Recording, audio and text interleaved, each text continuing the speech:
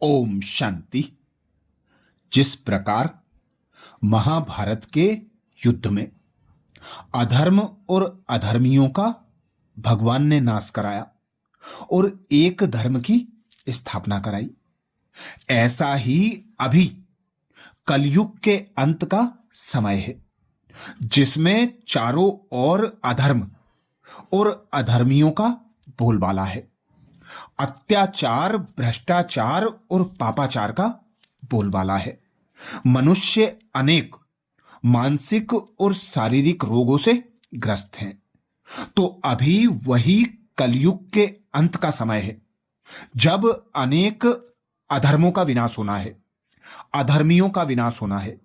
एक धर्म की स्थापना के लिए स्वयं भगवान निराकार पिता परमात्मा हमें श्रीमत देते हैं। सावधान, अब इच्छा मात्रम अविद्या बनो। जिस प्रकार भगवत गीता का एक प्रसिद्ध उपदेश है, इसका मतलब था आपको केवल अपने कर्तव्य अर्थात कर्म पर ध्यान देना चाहिए, उसके परिणाम की चिंता नहीं करनी चाहिए। इसका अर्थ यह नहीं है कि आपको कर्म का फल नहीं मिलेगा, बल्कि यह कि आप फल की चाह से मुक्त होकर अपना कर्तव्य पूरी लगन से करो, भगवान की याद में रहकर कर्म करो, भगवान की श्रीमत अनुसार कर्म करो। आपका अधिकार कर्म पर है, फल पर नहीं। मनुष्य का नियंत्रण केवल कर्म करने पर है, ना कि उसके परिणाम पर। इसीलिए भगवान भी कहते हैं, इच्छा मात्रम अविद्या बनो। जब हम फल की इच्छा रखे बिगर भगवान की श्रीमत अनुसार कर्म करते हैं, तो उस कर्म का कोई बंधन नहीं बनता, हमें वह अपनी ओर आकर्षित नहीं करता। इसीलिए फल की चिंता ना करें। कर्म के फल की चिंता करने से हम वर्तमान कर्म से विचलित हो सकते हैं। इसलिए फल की इच्छा से मुक्त होकर कर्म करना चाहिए। यदि हम फल के बारे में सोचकर कर्म करेंगे तो हमारा ध्यान भटकेगा। इसीलिए हमें अपने कर्तव्य पर 100% ध्यान देना है।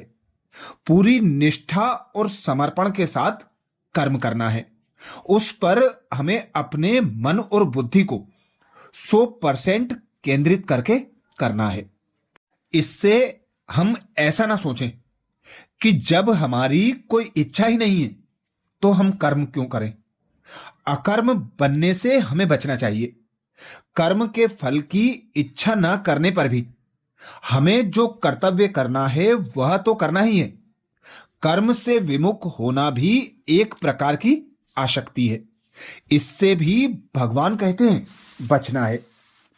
विशेष ब्राह्मणों के लिए अंतिम संपूर्ण स्वरूप व स्थिति प्राप्त करने के लिए इच्छा मात्रम अविद्या होना आवश्यक है।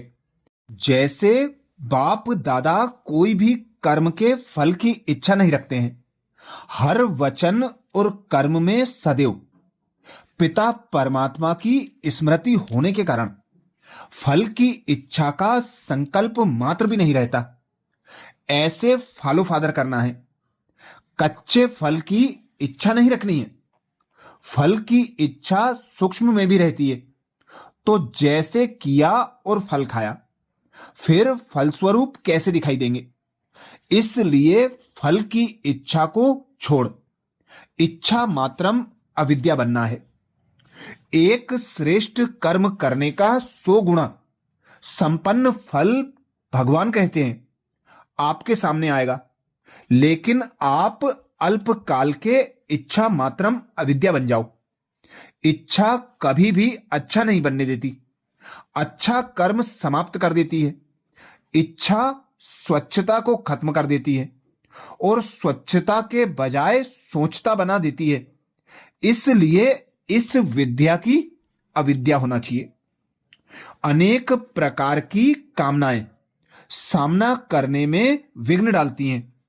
जब यह कामना रखते हो कि मेरा नाम हो, मैं ऐसा हूं, मेरे से राय क्यों नहीं ली, मेरा मूल्य क्यों नहीं रखा, तब सेवा में विघ्न पड़ते हैं।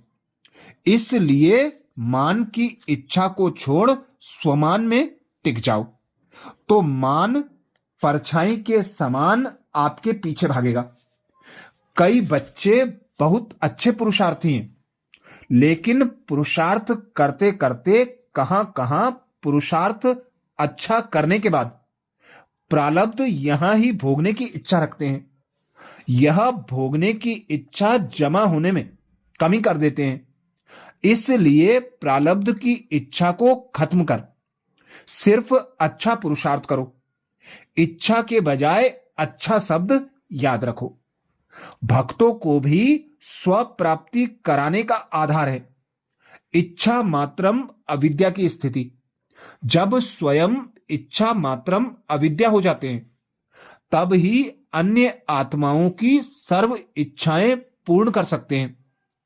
कोई भी इच्छाएं अपने प्रति नहीं रखो, लेकिन अन्य आत्माओं की इच्छाएं पूर्ण करने का सोचो तो स्वयं स्वतः ही संपन्न बन जाएंगे।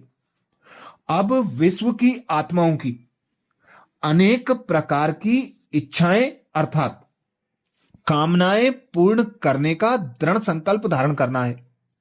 औरों की इच्छाएं पूर्ण करना अर्थात स्वयं को इच्छा मात्रम अविद्या बनाना। सदा यही लक्ष्य रखो कि हमें सर्व की कामनाएं पूर्ण करने वाली मूर्ति बनना है।